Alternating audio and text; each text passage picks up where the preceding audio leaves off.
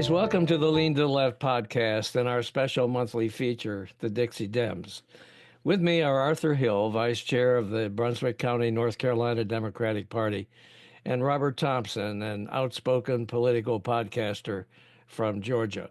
Now, I live in Myrtle Beach, South Carolina, and besides hosting this podcast, I founded the leantotheleft.net blog site. I've also published an updated version of Hijack Nation, a book about the Trump presidency with my co-author, C.J. Waldron, and it's now available at Amazon and Barnes & Noble. Today, though, we're focusing on Donald Trump's early actions as president and their possible implications.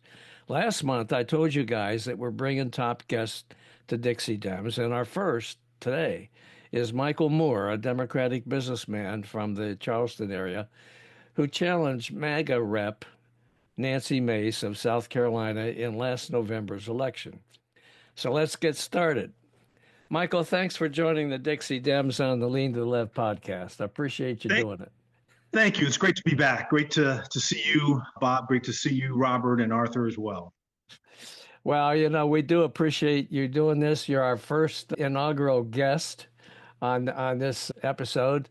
It was Arthur's. You can blame Arthur. It was his idea to bring guests on this little. I want to say something real quick. DEI is still okay here. Yeah, well, we're just fine with it. That's good, and we're all getting along just fine. That was pretty good. We're surviving. We're surviving. Yeah. Planes are not crashing. Dumpsters are not catching on fire. Exactly. We're just fine. Hey, Michael, you come from a long line of pioneering public servants, including your great-great-grandfather, who was a Civil War hero and Reconstruction-era Congressman Robert Smalls. It was that same House seat held by your great-great-grandfather almost 150 years ago that Mace now holds.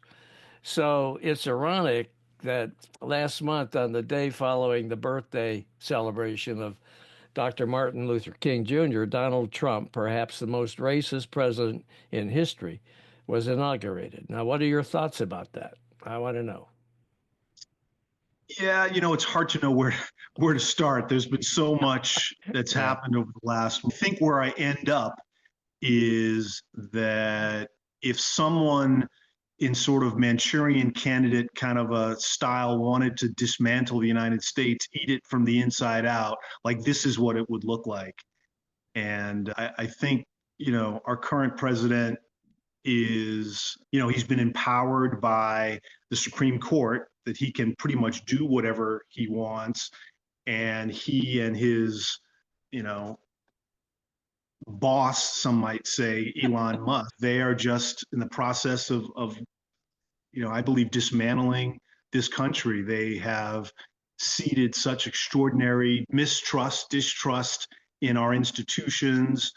It's really sad to me that such profound notions like democracy, our democratic institutions, are now, crumbling. And apparently Republicans only cared about those things to the extent that it served their purposes. And now that, Donald Trump has come along, created this MAGA cult, and, it seems like everything is following along, according to his vision. But, it feels like I've got, 4 sons, I've got 2 grandchildren, really young grandchildren.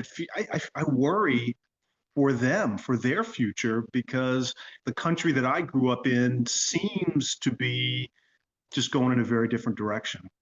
Yeah, and sure. My apologies. I did tell you earlier that the dog ate my homework. So I actually want to ask you a few questions about the district you ran for. Roughly, where is it? It is the low country of South Carolina. So it's from just south of Georgetown, further south from Myrtle Beach, all the way down along the coast, down to the Georgia border, with a little bit of a section that sort of goes to the west and the northern section. So it's basically Charleston in the middle, and going down a couple hours, going north an hour and a half. Yeah, so fun fact, I don't know if I told you guys, I imported my other half from Charleston. So I kind of know that area. And so I'm leading into a question or two. And Bob and Arthur, I think I shared, because I've been trying to ask this new administration. And I don't know if you've had a chance. Miss Mace, I guess, got sent back to Congress. But these actions, firing government officials, some of them I actually, an acquaintance more than a friend, he worked at the CDC here in Atlanta in IT. He's a veteran, was fired this week. I think my stepmom at the VA is okay. I have not heard that she has been fired, but I actually called up to Barry Loudermilk. It was my former congressman here in Atlanta, and I actually got a staffer of his in DC.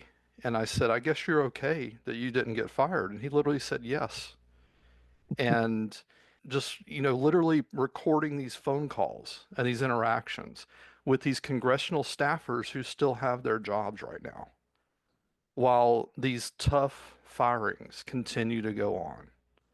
So I'm curious down there in South Carolina, have these tough questions been asked of these Republicans? Yeah, I think there is real angst all over the country. I think people are asking questions. I sort of chuckle when I read about people who voted for Trump and then got fired, and them kind of like, what happened? Yeah, right. Well, what happened is who you voted for.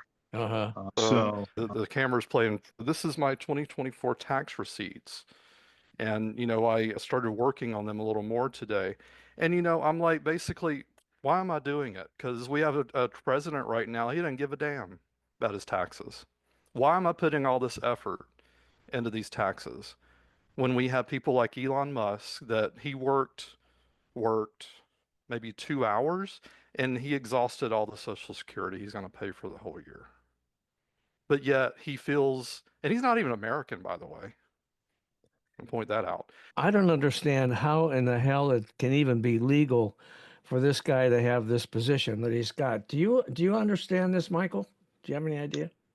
well, there is a provision that allows for sort of special employees to work for a limited amount of time a year, 120 days a year or something like that. From what I understand, he has been sort of put into that box, but I don't think his influence, his power, frankly, comes from any sort of law or any sort of provision in the law. It comes from obviously his relationship to Donald Trump, the fact that he bought the presidency for Trump and apparently negotiated the ability to just do whatever he wanted. And ultimately he is, sort of just dramatically cutting things, but he's doing that in a way that facilitates his sort of largesse of the contracts that he's getting for his companies. And so they're going to be able to, I think what they're trying to do is they're trying to, at the end of the day, say, hey, we cut the deficit X amount on the backs of American people, but while really? profiting themselves. Exactly. They're Really? just profiting themselves. Yeah. And who is American? Mr. John Lewis behind me. Mr. Hank Aaron. The ladies in the 6888. Those are Americans. They actually worked to preserve democracy. The ladies of the 6888 went to war. They didn't know what the hell they were getting into, but they went to war. Elon Musk hadn't fought a damn day in his life, but yet he's up there firing transgender veterans. Neither is Trump. No, Cadet Bone Spurs. Yeah, right. Sergeant Bone Spurs. Yeah. Why are these Trump people so bamboozled? Yeah, we've asked these questions in countless episodes.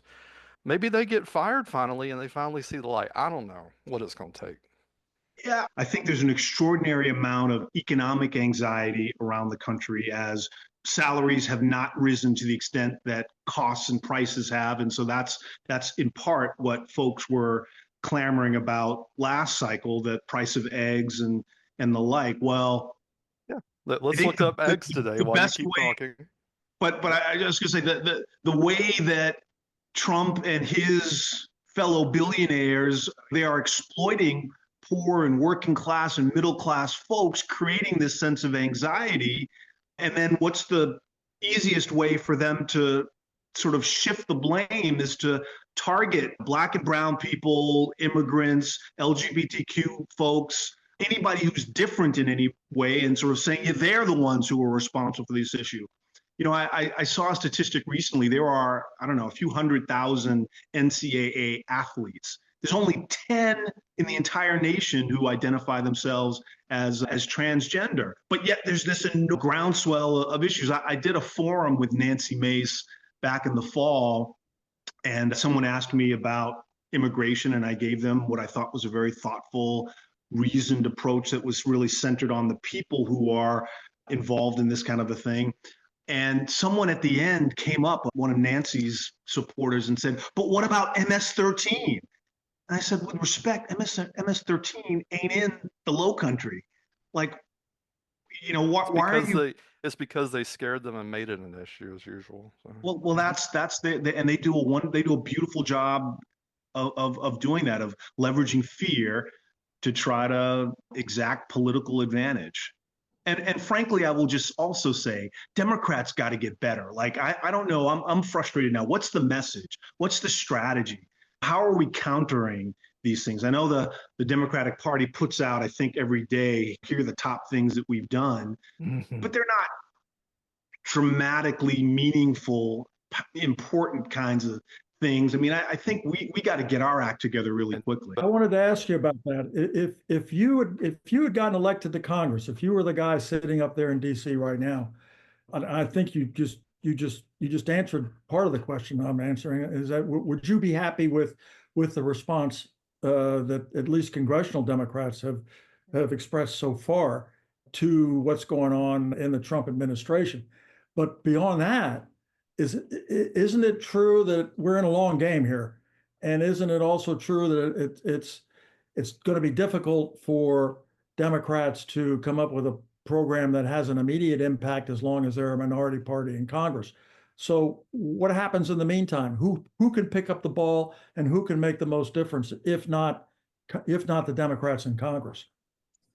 Well, look, I think we've got to pull out all the stops, and I do think there are some Democrats in Washington who are doing a good job of arguing for democracy, for the people. Like Bernie Sanders, Senator Sanders, some people don't like him; they think he's too far to the left. He's out there, fighting the fight, and he is endeavoring to, articulate the issues in a very clear kind of a way. And it sounds, as a nation, we don't like to talk about class warfare and the like, but this is Trump and Musk and their billionaire friends who are essentially creating an oligarchy running this country. Look, I think in the same way that Republicans, starting maybe back in Reagan, started to just do this blocking and tackling. They started, running for various positions. The last 20 years, we've seen or less than that, we've seen Moms for Action take over school boards in a very conservative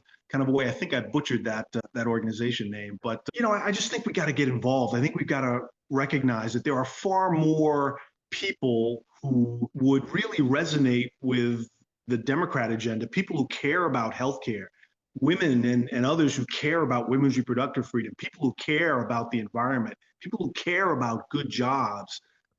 These are all core kinds of things that the vast majority of Americans really need to be talking about. And I just think at the end of the day, we all have to get involved in one way or the other. They don't have to do what I did and run for office or run for Congress, run for anything. Get involved, give to candidates, engage online about issues that you really care for. But everybody who cares about our country, who cares about democracy, who cares about the little guy, so to speak, we got to get involved, and it's going to take a really concerted effort.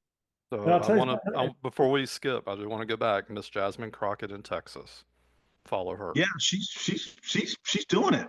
I think another point that can be made here is not only is it good for the future of the country for people to get involved, it's good for the people to get involved for their own mental welfare. We've talked to a lot of people who are terrified, concerned, anxious, want to leave the country, but they're not active. And our advice to them is get active. join the party, do something that is constructive to generate more support for the other side. So I think it's good for the people involved as well as for the organizations that they're planning to become a part of to do that, to get involved. So on that, yesterday I left a chat group because I had asked them 5 times to do more. I said, "Sorry guys, I'm busy." There was an indivisible group here in Georgia this afternoon. They got 2 responses to a call to action. Come on, guys. Direct all of your anger, direct all of your mental focus to these groups. Exactly what Arthur just said. But please continue. Yeah, I was going to say I saw a piece I think it was in the New York Times yesterday. Somebody sent me a longtime Democratic strategist recommending that Democrats hold their fire and let the Republicans dig their own grave and then come Wow. back in 6 months and start. Republicans never do that. Yeah. So anyway, I wanted to get Michael's thoughts about that, though. Do you feel that's a sound strategy, or do you feel like we need to be out there swinging right now?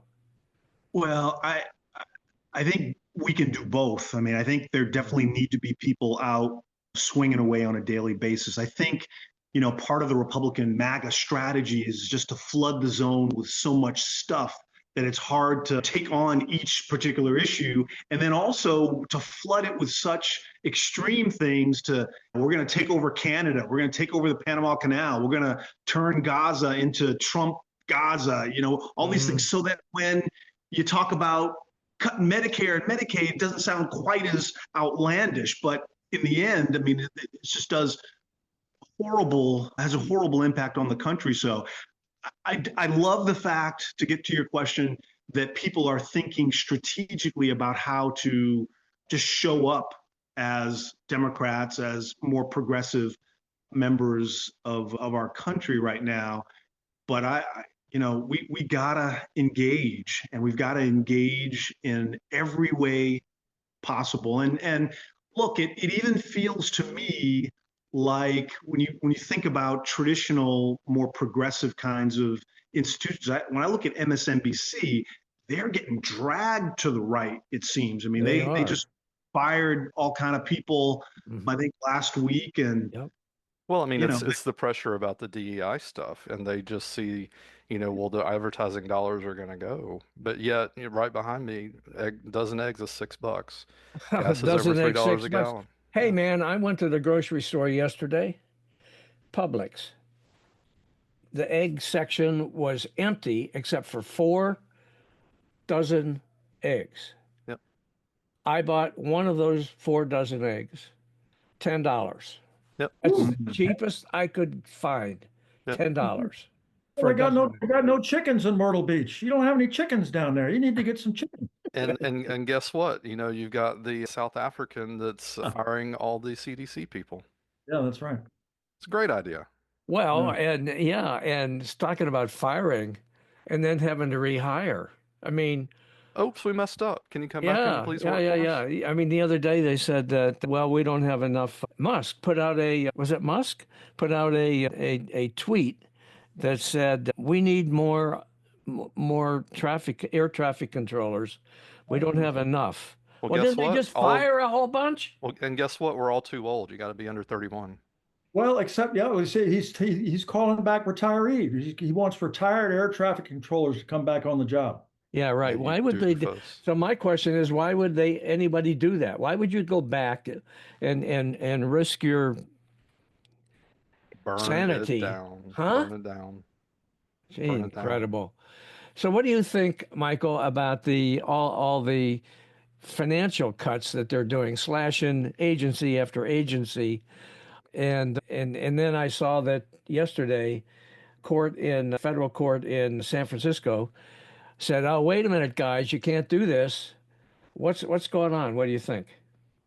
Well, as I mentioned, I think ultimately it is a power and money grab for Trump and his oligarch friends. I think at the end of the day, there's all kinds of ways that they are enriching themselves. And I think they are doing it by sort of shifting. They're taking, I mean, even if you just philosophically, I don't think Ronald Reagan, for example, he wouldn't have bought all this MAGA stuff. But I think philosophically, he just thought that smaller government was better. And so, but he would not, and even though he did famously fire air traffic controllers for a different reason, he wouldn't have just tried to decimate the government. They are just creating just such extraordinary chaos. They are dismantling the government from the inside out.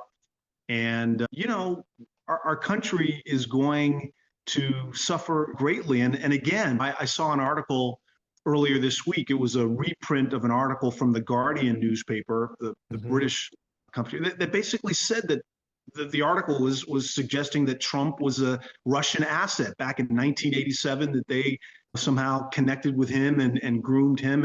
And well, there was a certain tape recorded in Moscow, as I recall. But... Yeah, well, and I've seen stuff on social media last night, I think it was, that some young woman who was involved with, what's that guy's name? Epstein, yeah. That Trump raped her. Oh, imagine that. Yeah. And then this whole Tate thing. I don't even know who he is. I haven't had time to even research that hot mess this week. Yeah. But even DeSantis was like, I don't want him in Florida either. We got enough rapists down here. That's right. But back to Michael's point about cutting back on the bureaucracy. Yeah. Interesting fact I read somewhere in the last couple of days. 45 years ago, when Reagan came into office, the percentage of federal workers to the total population was 2.8%. So do the math. I don't know how that comes out, but today it's 0.4%. So the attrition over the last 4 decades has been incredible, and everybody still thinks that the government is bloated and there's too many people working there and everybody needs to be fired and so on. But the facts don't bear that out. The facts bear out the opposite, that there's been attrition every year for the last 45 years, to the point now where government is too small, really, as it stands right now, to operate in the best interest of the American public. I think you could probably make that argument. So, well, yeah, I mean, why the heck are you cutting back? So another point to that, my other half, a friend of his got fired from the IRS, which again, looking at all these taxes, is there really anybody that's going to audit me? But then, going back, I think his company hired her. So Michael, going back to you as another business owner, is the expectation that we're supposed to hire all these government workers? No, I don't think they care. Honestly, it's just chaos. It's seeding just all kind of just anxiety and chaos in our economy and our country. The thing that really gets me as well is Social Security is not sort of a government kind of an example of government sort of largesse and generosity. It's not an entitlement. It's socialism. This is people, this is people who have paid into a system, and it's just all they simply want is a return on the investment that they've paid their entire career. But yet now Musk and Doge and all those folks are going to come in and steal from working folks who are among the most vulnerable. I mean, it just makes no sense. Well, it's what they voted for, so. Yeah, well, that's what they voted for. But as I alluded to a little earlier, the chickens are going to come home to roost. At $6 a dozen, yeah. They are going to come home to roost. Now, I wanted to ask you about your views about what's going on with Medicaid and healthcare with these guys, Michael. Yeah, I think it is just really, it's just I don't know. Again, I don't have the vocabulary for a lot of this kind of stuff. We are a country, we're the only major industrialized nation that doesn't offer universal health care. Medical debt's the number one cause of bankruptcy in this country, but yet and still we're going to attack that program and pull coverage for poor kids and the like. I mean, it just makes no sense. There's no sort of ethical, moral kind of foundation to any of this stuff. No, it's cruelty. All it is to me, it's just cruelty. Yeah. I think so. We in North Carolina, we didn't get expanded Medicaid until 2 years ago because the GOP dominated legislature in Raleigh wouldn't let it happen. Finally, we got it. And just months after we get it, now they're talking about cutting it back and going back to the way it was before. There's going to be, just in my county, in Brunswick County alone, there's going to be 18,000 people who are going to have no health insurance if Congress follows the budget resolution that passed a few days ago in the House. If that becomes law, then 18,000 people are going to lose their health insurance just in one county, and probably 10 million folks across the country. So Bob's right. It's just cruelty, is all it is. It's just cruelty. Well, and stupidity too. I mean, we have here in South Carolina and in North Carolina and in Georgia too, the threat of hurricanes, of bad weather, of disasters. And yet they are getting rid of the people whose job it is to predict the weather, forecast the weather, and provide guidance to people. For crying out loud, they're firing these people. Mm-hmm. Well, I mean, and that issue I care particularly about. One of the counties in my district is Beaufort County, down in the southern part of the district. And of all of the counties in the United States, Beaufort County is projected to suffer the greatest negative impact around climate change and sea level rise and the like. mhm. And the president and his minion Nancy Mace here in the district, all they can talk about is drill, baby, drill, and you know, firing. Well, the latest was, I think they're going after some funds that Biden allocated toward climate change to try to, sort of recapture that. And it's Well, it's insane. but I Yeah, mean, gas yeah, keeps yeah. going up. It's not $1 a gallon yet. So, like I said, There's it ain't working. part of the $11 billion that North Carolina was supposed to get from the IRA, Biden's bill 4 years ago. 144 million was for hurricane protection just in North Carolina, and that's at risk. And it's just it's crazy. And boy, we need it. I need it, and I'm sure that you need it down there in Beaufort County as well. It's absolutely essential, and it's at risk. It's all at risk. So All what do we do? right. Where's the next protest?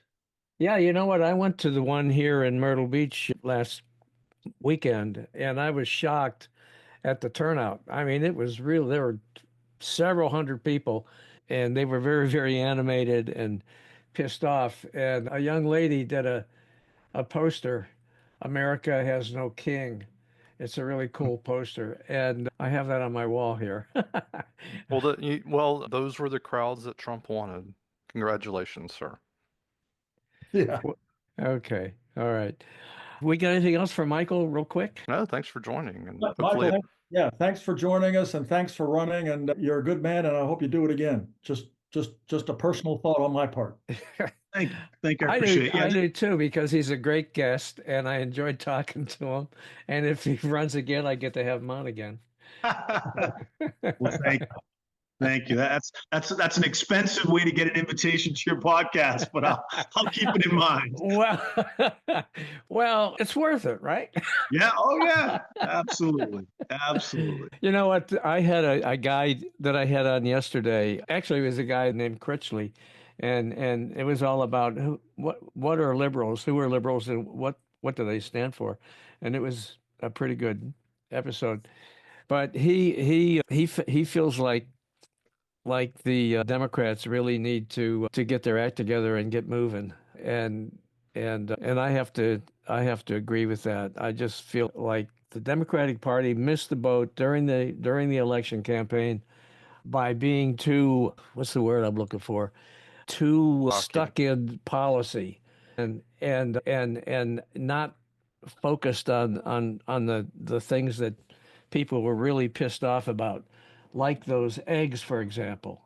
And well, they label us all the time liberal elites. So, all the woke crap that went on. Everything was woke. And now they're getting rid of folks in the military, transgender folks in the military. They're just firing them. They're going to fire them. And that's just a horrible thing.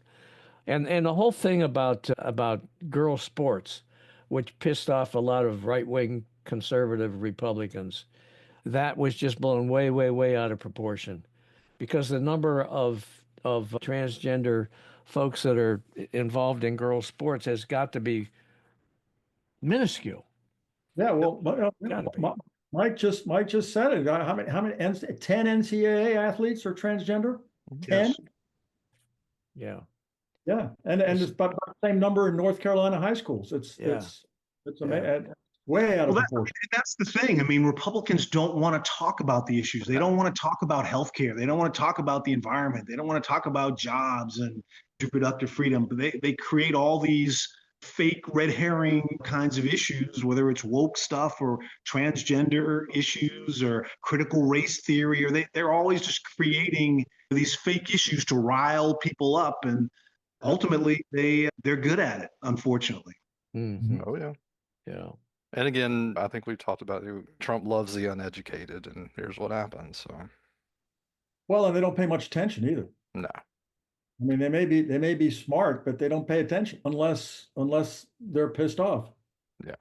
Well, that was one of the things Or that scared. Critchley pointed out yesterday, that there was an attitude among a lot of people that the liberals and Democrats are out of touch and focus more on the inner workings of policy rather than on the emotional issues that drive people to vote. Well, but if I can jump in, I mean, I take issue with that. I mean, Kamala Grant? Harris was the one talking about jobs, talking about helping first-time home buyers with a Yeah. little bit of a break to buy your home, talking about unions and supporting unions. Unions are the most productive kind of platform to help working folks in history. I think Democrats are talking about the issues. I think what happened in this race, the past presidential race, is Trump is playing a very dangerous game, dividing and conquering Americans. Doesn't matter what your background or who you are or what your background. There's so much more that unites us all as Americans. But Trump is using race, he's using class and other kinds of things to divide people, and he's getting people that are already feeling anxious about their lot because of salaries are being depressed and prices are going high. And like I said before, he's sort of throwing these, whether it's immigrants or trans folks or talking about woke or whatever, as those are the issues that get people sort of worked up. So, I think the vast majority of MAGA folks, they're not getting anything tangibly out of their affiliation or their love for Donald Trump, other than they're just being made to feel good about who they are as a kind of working kind of a person. And Democrats are the ones out talking about the issues, but we've got to figure out how to wrap that in an emotional package that will be appealing to more people. Yeah. Yeah. Yeah. Well, I mean, I guess, telling people we told you so, maybe that's not the best messaging. I don't know. We'll see. Well, I don't think it's the best messaging to do that, but it's hard not to do it. It really is, because they made their bed, now they got to lie in it. Well, I mean, Hillary Clinton tried that too, and she was just still the evil witch. So, Well, I mean, it was kind of stupid of her to, yeah. I mean, that was not the most brilliant political move in the history of political moves. I mean, what else You could she guys, do? Arthur, Robert, you guys have anything out of your states that you want to talk about real quick? You pretty much touched on most of it. I mean, we Yeah, still got Marjorie. yeah. She's still there too with Nancy and Well, Barry. I know here in South Carolina that they're trying to take a page out of Trump's book in several different areas. I mean, they've Attorney General Wilson a couple weeks ago previewed an anti-illegal immigration initiative calling on sheriff's offices to cooperate with ICE to strengthen enforcement and allow local law enforcement officers to perform limited immigration related duties. Trump's attack on DEI has led to legislative pushes in the State House of Representatives. One proposal would eliminate DEI programs in every state agency and by state contractors. Republicans are pushing legislation to reduce government spending, including the creation of a new commission on fiscal restraint and government efficiency, sort of South Carolina's version of Doge. But that's not all that's going on here in South Carolina. Michael's old friend, Congresswoman Mace, She made news this month in a speech on the House floor in which she accused her ex-fiance of physically abusing her. I don't know why I'm laughing because this really isn't funny, but anyway, recording sex acts with her and others without their consent. I want to know, why is it that the Republicans, it's always the Republicans that are involved in all these sex scandals? Why is that? Anyhow, because I always thought they were pretty boring, and so why would they be involved in sex scandals? Anyway, so there was that, and I want to know, Michael, if you had defeated Mace and you were in the House of Representatives, would you have made a speech like she did about about about some sex escapade? No, frankly, Nancy Mace is an embarrassment, Yeah, and how bizarre. Good on, grief. on the Yes, really. and this But it's this whole episode is on the heels. Back a while ago, she went to a prayer breakfast, was a few minutes late. I don't know if you all heard this story, and explained to the folks there at the prayer breakfast the reason why she was late was that her boyfriend reached over as she was getting out of the bed and wanted some more, basically. And that was why she was like, it's just so bizarre, this And this nauseating, woman. but Yeah, and what she thinks is appropriate. But here's the more dangerous thing. She has put out feelers. She wants to run for governor.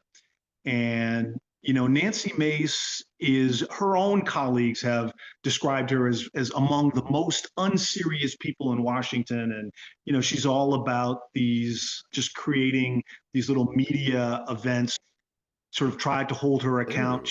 ooh. In the years that she has been in office, she only got one bill passed, and that was a bill to change the name of a post office down in Hilton Head.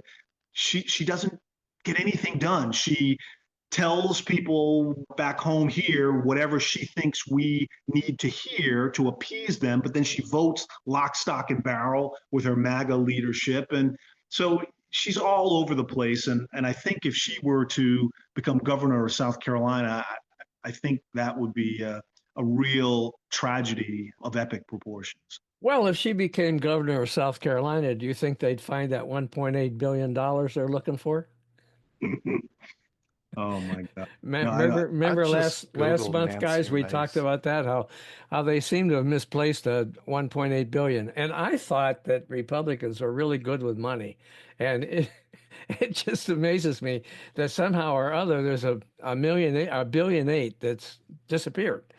And they brought in some company to figure out where it is, and they said, well, maybe it didn't even exist to start with. So that's almost as mystical as the resolution that has been passed by the South Carolina House Judiciary Committee, which proposes congressional term limits. The only thing about that is that it doesn't say what those term limits would be. It just says we want term limits. So Oh, and here are qualifications. what the hell Mom, is that? Citadel grad, former Waffle House waitress, endorsed by Donald Trump, a real woman. I'll What? I'll just leave that there. All right. Guys, anybody got anything else they want to talk about? So you had a note in here. I'm just gonna also leave this here. Someone is proposing a $250 bill. Oh yeah, yeah, You know what yeah, that sounds yeah. a lot like? Inflation to me. Yeah. That was, who was that? That was, I had that in my notes. Yeah, Representative Joe Wilson from Springdale, South Carolina. He proposed a new $250 bill to include Trump's portrait. Inflation.